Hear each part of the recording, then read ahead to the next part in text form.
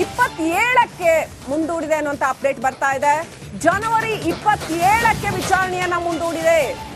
ಸಿದ್ದರಾಮಯ್ಯ ಅವರು ಸದ್ಯಕ್ಕೆ ಸೇಫ್ ಆಗಿದ್ದಾರೆ. ಜನವರಿ 27ರವರೆಗೂ ಸಿದ್ದರಾಮಯ್ಯ ಸೇಫ್.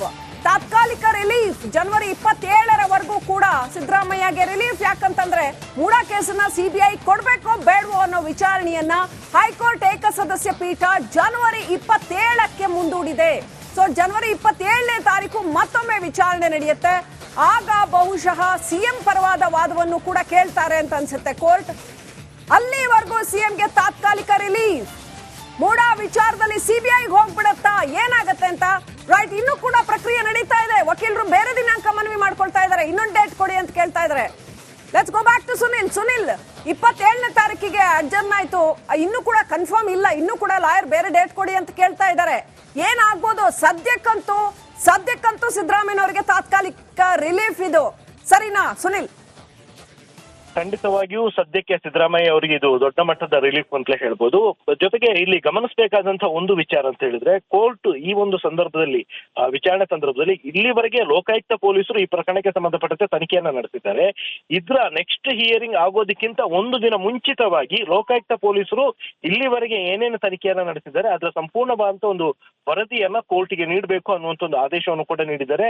ಇದೇ ಒಂದು ಕಾರಣಕ್ಕೋಸ್ಕರ 23ಕ್ಕೆ ವಿಚಾರಣೆಯನ್ನ ಮುಂದೂಡಲಾಗಿತ್ತು. ಆದ್ರೆ ಅದಾದ ಬಳಿಕ ವಕೀಲರು ಮತ್ತೆ ಆ ದಿನ ಬೇಡ, ಬೇರೆ ದಿನಾಂಕ ಕೊಡಿ ಅಂತ ಕೇಳಿದ ಕಾರಣದಿಂದಾಗಿ 27ನೇ ತಾರೀಕಿಗೆ ಈ ಒಂದು ವಿಚಾರಣೆಯನ್ನ ಮುಂದೂಡಿಕೆ ಮಾಡಿರುವಂತದ್ದು. ಸದ್ಯ ಧಾರವಾಡ ಹೈಕೋರ್ಟ್ ನ ಬೆಂಚ್ನಲ್ಲಿ ಈ ಒಂದು ವಿಚಾರಣೆಯನ್ನ ಮುಂದೂಡಿಕೆ ಮಾಡಿರುವಂತದ್ದು. ಇಲ್ಲಿ ಈ 27ನೇ ತಾರೀಕುವರೆಗೆ ಮುಂದೂಡಿಕೆ ಆಗಿರುವಂತದ್ದು ಮತ್ತು 27ಕ್ಕೆ ವಿಚಾರಣೆ ಇದೆ. 26ನೇ ತಾರೀಕೆ ಲೋಕಾಯುಕ್ತ ಪೊಲೀಸರು ಈ ಪ್ರಕರಣಕ್ಕೆ ಸಂಬಂಧಪಟ್ಟಂತೆ ಇಲ್ಲಿವರೆಗೆ ಏನೇನು ತನಿಖೆ ಆಗಿದೆ ಅನ್ನುವಂಥದ್ದಕ್ಕೆ ಸಂಪೂರ್ಣವಾದಂತ ಒಂದು ವಿಚಾರಣೆಯನ್ನ ಕೋರ್ಟ್ ಮುಂದಿಡಬೇಕಾದಂತ ಒಂದು ಅಗತ್ಯ ಇದೆ.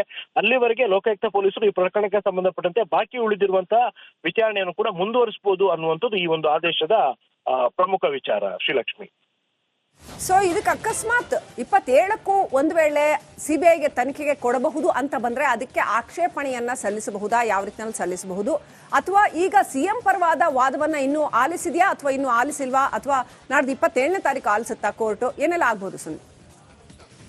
ಶ್ರೀಲಕ್ಷ್ಮಿ, ಸದ್ಯಕ್ಕೆ ಕೋರ್ಟ್ ಮುಂದೆ ಇರುವಂತದ್ದು ಲೋಕಾಯುಕ್ತ ಪೊಲೀಸರು ಇಲ್ಲಿವರೆಗೆ ತನಿಖೆಯಲ್ಲಿ ಏನೇನು ಅಂಶಗಳನ್ನ ಕಂಡುಕೊಂಡಿದ್ದಾರೆ ಅನ್ನುವಂಥದ್ದು. ಒಂದು ವೇಳೆ ಕೋರ್ಟಿಗೆ ಯಾವುದೇ ಒಂದು ತನಿಖಾ ಸಂಸ್ಥೆ ಪ್ರಕರಣಕ್ಕೆ ಸಂಬಂಧಪಟ್ಟಂತೆ ವಿಚಾರಣೆಯನ್ನ ನಡೆಸಿ ಸಮರ್ಪಕವಾದಂತ ರೀತಿಯಲ್ಲಿ ತನಿಖೆಯನ್ನ ನಡೆಸಿದ್ದು ದಾಖಲೆಗಳ ಮೂಲಕ ಕಂಡು ಬಂದಲ್ಲಿ ಆಗ ಸಿಬಿಐಗೆ ಕೊಡುವಂತ ಚಾನ್ಸಸ್ ಕಡಿಮೆ ಇರುತ್ತೆ. ಇಲ್ಲಿವರೆಗೆ ಲೋಕಾಯುಕ್ತ ಪೊಲೀಸರೇ ಕರೆಕ್ಟ್ ಆಗಿ ತನಿಖೆಯನ್ನ ನಡೆಸಿದ್ದಾರೆ, ಅವರು ಮುಂದುವರಿಸಿಕೊಂಡು ಹೋಗ್ಲಿ ಅಂತ ಹೇಳುವಂತ ಚಾನ್ಸಸ್ ಕೂಡ ಇದೆ. ಆದ್ರೆ ಲೋಕಾಯುಕ್ತರ ಪೊಲೀಸರ ತನಿಖೆಯಲ್ಲಿ ಸರಿಯಾದ ರೀತಿಯಲ್ಲಿ ತನಿಖೆ ನಡೆದಿಲ್ಲ ಅನ್ನುವಂಥದ್ದು ಏನಾದ್ರು ಕೋರ್ಟ್ ಕಂಡು ಬಂದಲ್ಲಿ ಆಗ ಸಿಬಿಐಗೆ ಕೊಡುವಂತ ಒಂದು ಚಾನ್ಸಸ್ ಕೂಡ ಇದೆ ಮತ್ತು ಇದಕ್ಕೆ ಸಿದ್ದರಾಮಯ್ಯ ಪರ ವಕೀಲರು ಆಕ್ಷೇಪಣೆ ವ್ಯಕ್ತಪಡಿಸುವಂತ ಸಾಧ್ಯತೆ ಕೂಡ ಇದೆ. Srilakshmi, right, thank you Sunil ಡೀಟೇಲ್ಸ್ಗಾಗಿ.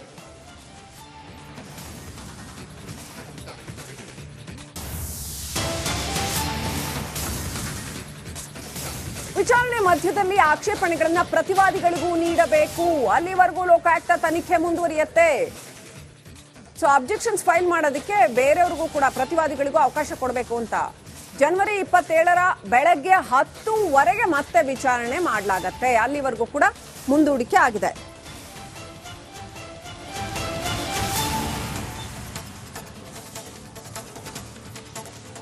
ವಿಚಾರಣೆ ಮಧ್ಯದಲ್ಲಿ ಆಕ್ಷೇಪಣೆಗಳನ್ನ ಪ್ರತಿವಾದಿಗಳು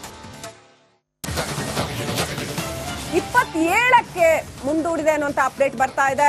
ಜನವರಿ 27ಕ್ಕೆ ವಿಚಾರಣೆಯನ್ನ ಮುಂದೂಡಿದೆ. ಸಿದ್ದರಾಮಯ್ಯ ಅವರು ಸದ್ಯಕ್ಕೆ ಸೇಫ್ ಆಗಿದ್ದಾರೆ. ಜನವರಿ 27ರವರೆಗೂ ಸಿದ್ದರಾಮಯ್ಯ ಸೇಫ್.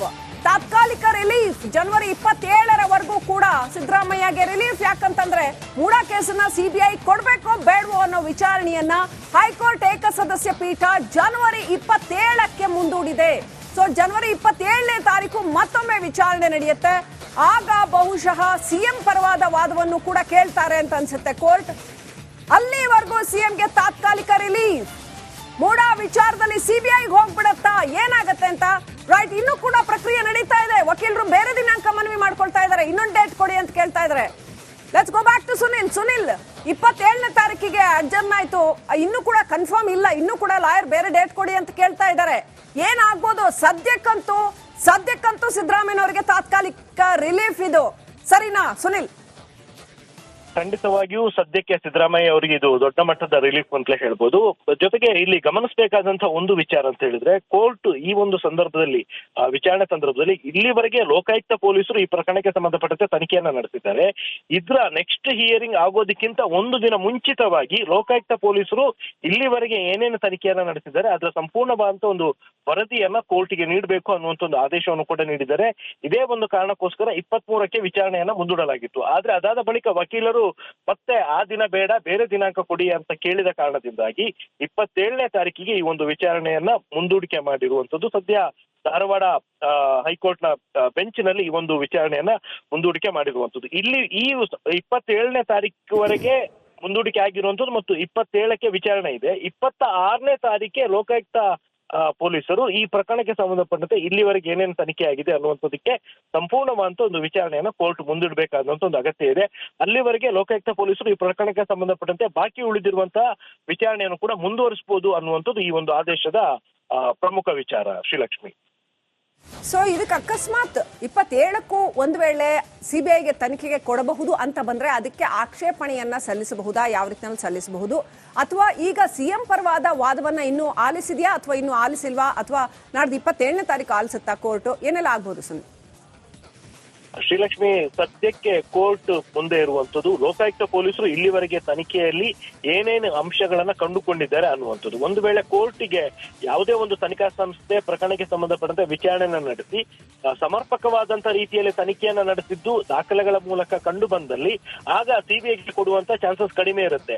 ಇಲ್ಲಿವರೆಗೆ ಲೋಕಾಯುಕ್ತ ಪೊಲೀಸರೇ ಕರೆಕ್ಟ್ ಆಗಿ ತನಿಖೆಯನ್ನ ನಡೆಸಿದ್ದಾರೆ, ಅವರು ಮುಂದುವರಿಸಿಕೊಂಡು ಹೋಗ್ಲಿ ಅಂತ ಹೇಳುವಂತ ಚಾನ್ಸಸ್ ಕೂಡ ಇದೆ. ಆದ್ರೆ ಲೋಕಾಯುಕ್ತ ಪೊಲೀಸರ ತನಿಖೆಯಲ್ಲಿ ಸರಿಯಾದ ರೀತಿಯಲ್ಲಿ ತನಿಖೆ ನಡೆದಿಲ್ಲ ಅನ್ನುವಂಥದ್ದು ಏನಾದ್ರು ಕೋರ್ಟ್ ಕಂಡು ಬಂದಲ್ಲಿ ಆಗ ಸಿಬಿಐಗೆ ಕೊಡುವಂತ ಒಂದು ಚಾನ್ಸಸ್ ಕೂಡ ಇದೆ ಮತ್ತು ಇದಕ್ಕೆ ಸಿದ್ದರಾಮಯ್ಯ ಪರ ವಕೀಲರು ಆಕ್ಷೇಪಣೆ ವ್ಯಕ್ತಪಡಿಸುವಂತ ಸಾಧ್ಯತೆ ಕೂಡ ಇದೆ. Srilakshmi, right, thank you Sunil ಡೀಟೇಲ್ಸ್ಗಾಗಿ.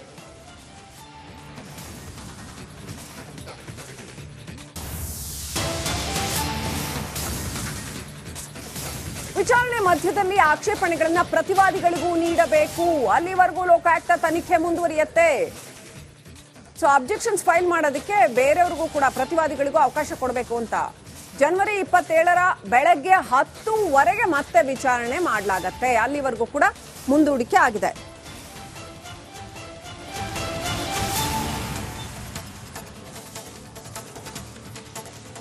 ವಿಚಾರಣೆ ಮಧ್ಯದಲ್ಲಿ ಆಕ್ಷೇಪಣೆಗಳನ್ನ ಪ್ರತಿವಾದಿಗಳು